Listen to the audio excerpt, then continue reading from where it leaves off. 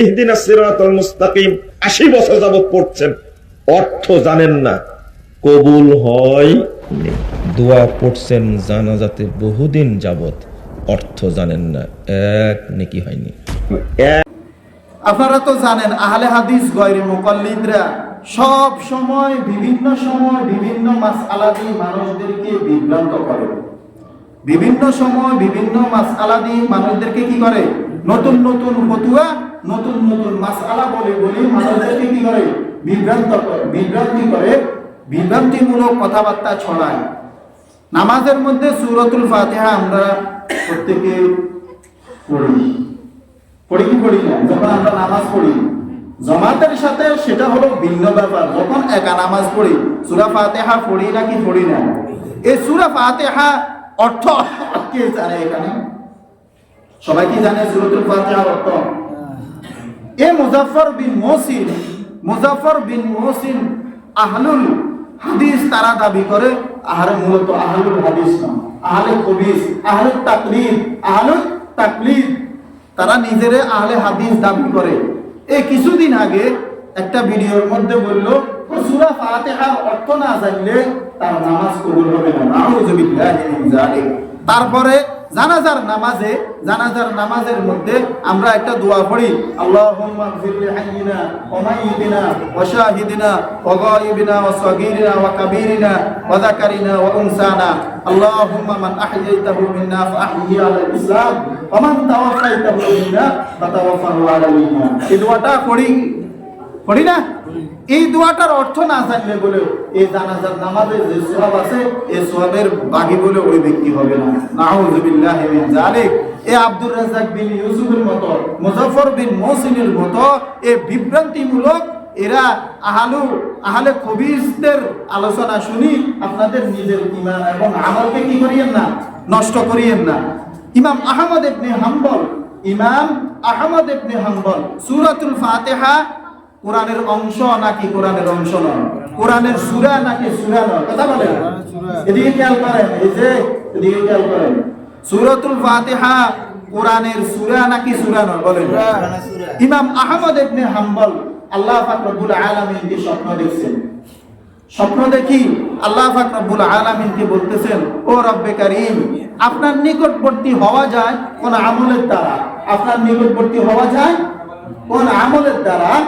রব্বে কারীম বলেন, আল্লাহ পাক রব্বুল আলামিন বলেন, বেশি বেশি কোরআন তেলাওয়াত করো, বেশি বেশি কি করো? কোরআন তেলাওয়াত করো। ইমাম আহমদ ইবনে হাম্বল আল্লাহ পাক রব্বুল আলামিনকে প্রশ্ন করেন স্বপ্নের মাধ্যমে, ও রব্বে কারীম, বুঝে পড়লে নাকি না বুঝে পড়লে? আল্লাহ পাক রব্বুল আলামিন বলেন, ও আহমদ, ইমাম আহমদ ইবনে হাম্বলকে বলেন, তুমি বুঝে পড়ো আর না বুঝিয়ে পড়ো, পড়লে সওয়াব, পড়লে কি সওয়াব। আমার মুসল্লি কেরাম, এই বিভ্রান্তমূলক বক্তব্য যারা দেয়, এই বিভ্রান্তিমূলক যারা আলোচনা করে, তাদের আলোচনা শোনা হারাম। তাদের আলোচনা শোনা কি হারাম। খবরদার এদের আলোচনা শুনি নিজের ঈমান এবং আমলকে নষ্ট করিয়েন না।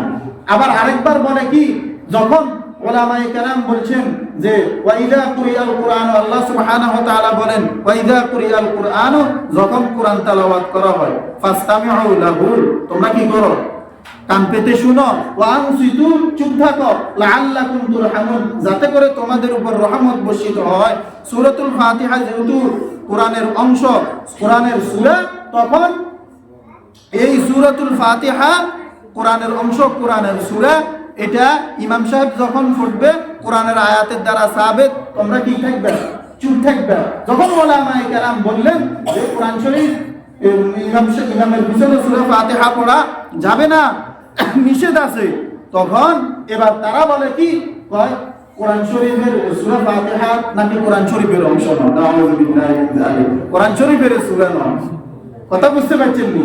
তো কোরআন শরীফের যখন সূরা না হয়, তাহলে তোমাদের ফতোয়া অনুসারে আমাদের ফতোয়া যে কোরআন শরীফ সূরাতুল ফাতিহা নামাজের মধ্যে ইমামের পিছনে যদি না পড়ে নামাজ হবে না। তোমরা বলো, ইমামের পিছনে সূরা ফাতিহা না পড়লে কি হবে না? নামাজ হবে না তোমরা বলো, আবার একই মুখে তোমরা বলো যে সূরাতুল ফাতিহা কোরআনের সূরা নয়, কোরআনের অংশ নয়, তাহলে তো তোমাদের নামাজে হয় না। তোমরা মানো না সূরা ফাতিহা কোরআনের অংশ নয়, কোরআনের আয়াত নয়, তাহলে তো তোমরা নামাজে তো তোমাদের হইতেছে না। কথা বুঝতে পারছেন?